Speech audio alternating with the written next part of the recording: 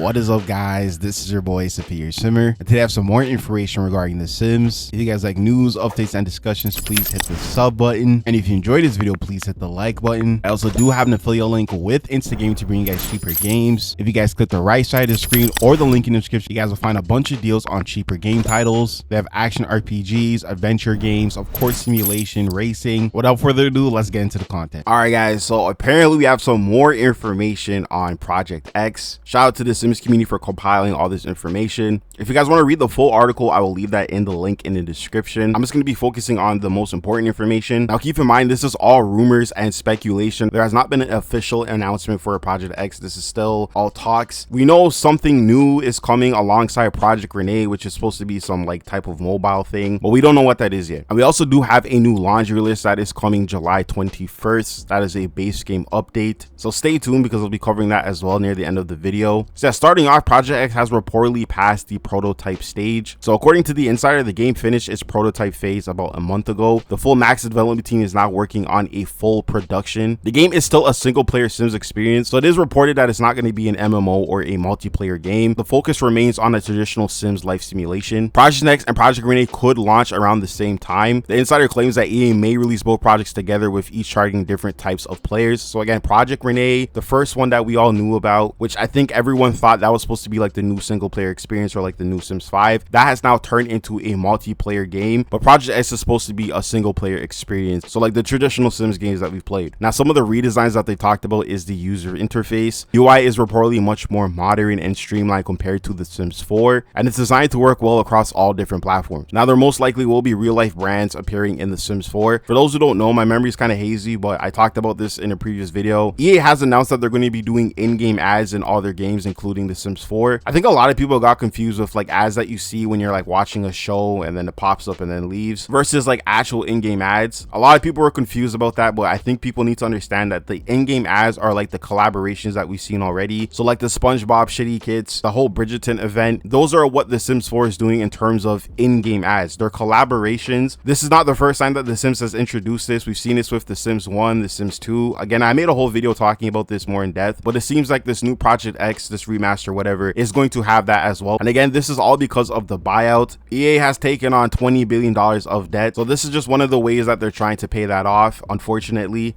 So yeah, now we talked about this before, but the Sims 4 is expected to wind down as well in terms of content. So the insider says EA still plans to sunset the Sims 4 over time. So future paid content is expected to focus mainly on kits before support eventually ends. Now, I'm not sure if they mean like support in terms of like, you know, updates. Like obviously there's going to be people who are still going to want to play the Sims 4. And again, I've talked about this. There's many reasons why people don't want to move on to a new game. Okay, there's people who don't want to support the Sims 4 because of the buyout. Of course, there's a bunch of people who don't care about the buyout. There's people who just don't want to play a new game because they had a bad experience with the Sims 4. They lost trust in like the developers, so like they're not going to spend any more money on a new game. So when this insider, again, this is all alleged stuff, so when this insider says that they're going to sunset the Sims 4, like eventually they'll stop making content, I'm curious to see if they're still going to like obviously keep updating the game, keep fixing it for people who don't want to move on. And again, is Project X going to be a free game that people can kind of just transfer over their Sims and stuff? Because I know that's a thing. They did say that we can transfer our Sims to this new Project X. Do we still have to pay for packs, or can we transfer over our old packs? Again, I've said this so many times. I think they need to make this game free, make it so you can transfer your packs over, and then if they want to continue making content, they can do that, so people can just play on a new foundation. And then if obviously they want to support the game anymore because they want to buy packs, then they have that option. Especially people who don't want to support EA anymore just for whatever reason, they still have an opportunity to play something new without having to spend money. Again, the Sims 4 is a very broken game. Okay, a lot of people have spent a lot of money on the Sims 4. I'm very interested to see what they do with this new game. Hopefully it is free to enter, but obviously with everything going on, again with the buyout, obviously with them trying to make as much money as possible, you know, there's going to be layoffs, all this other stuff, these in-game ads now, obviously not just with the Sims but with our other titles as well. I just don't see this new game being free.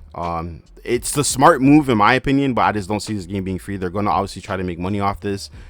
So I'm just looking at this now, but they also talk about EA reportedly wants a smoother transition from The Sims 4. They said the goal is to encourage players to move to Project X without making it feel like they're starting over from scratch. I mean, yeah, it sounds good on paper, but is this exactly how are they going to do that? I just don't really see how they're going to be able to push people from The Sims 4 to this Project X. especially with their track record. Like, it just doesn't really make sense. I don't see that happening. The trust that players have with EA and the Sims team is non-existent at this point. I don't blame the Sims team for everything. I understand that they're trying their best, but their best is just not good enough. And I know they're under pressure to release like new packs and all this stuff. Like, I get it. That is 1,000 times. I just don't see people going another round of buying packs for a new Sims game. Even if it works like butter, it's smooth, it works, hardly any issues, whatever. Like, there's so many reasons why people aren't going to move over to a new game. And it just sucks that it's happening at such a bad time with the franchise. So yeah, that's pretty much some of the key takeaways from all this. Again, if you guys want to read this article on your own, I'll leave that in the link in the description. Now moving on to the laundry list. Yeah, this laundry list is for the upcoming fixes and features. So they say Sadi Simmers for the July 21st base game update. This month we're introducing a new autosave feature to The Sims 4 and rolling out memory boost to Mac and console players to improve overall performance for more Simmers, plus continuing to fix the top reported issues from players via EA forums. So they said join us on July 14th for a special dev and QA in Sims Discord where members of the development team will talk through these updates and ask your questions live. So yeah, so coming to The Sims 4 on July 21st is an autosave and save reminders. So from big life moments to everyday chaos, every Sim story deserves to be saved. With the July 21st update, we're introducing autosave and save reminders to help protect your progress while you play. Whether you're spending hours in build mode or guiding your Sims through their next adventure, these new features make it easier to keep your story safe so you can focus on what comes next. Autosave works quietly in the background, automatically creating save points at key moments while you play. You can customize when autosave happens in game save settings with options like saving after traveling between lots, after a period of playtime, or important gameplay milestones. If you'd rather stay in control, save reminders like the friendly or slightly grumpy gnome notification below can prompt you to create a manual save at the frequency you choose. Together, these features help reduce the risk of lost progress while giving you the flexibility to save the way you want. I'm going to skip over this, but we already talked about the memory boost in other videos, so that is coming to all platforms now, which is really nice. It'll just basically make your game run a lot smoother, so I'm glad like everyone's getting that now. Now moving on to bug fixes. They said this month much of our effort went into delivering new features like memory boost, autosave, and the save reminder system, which meant we tackled fewer individual bugs fixes than usual, but these improvements build an important foundation for what's ahead. We'll have more to share as we get closer to September. In the meantime, here's what we've addressed in the July 21st update. So last patch they said they added a new festival notification that toggles in the options menu. In this patch we've added a new toggle for Nordhaven hobby meetups. They also resolved the issue where parts of a roof or entire roof sections could disappear when viewing upper floors in build mode. Roof pieces should now remain visible and render correctly regardless of the selected floor level. So yeah, that was a huge thing. A lot of people were very upset because again, roofs are gone. So I mean, at this point I'm not surprised. It's just like this ridiculous, but okay. They also tested reports of corrupted lots appearing in saves. With memory boost now available and enabled for all players, we can no longer reproduce this issue in any of the affected saves we collected. Now lastly, talk about the upcoming quality of life updates. So they said over the past 6 months, our quality of life team has remained focused on delivering improvements driven by community feedback while continuing to strengthen the overall health of The Sims 4.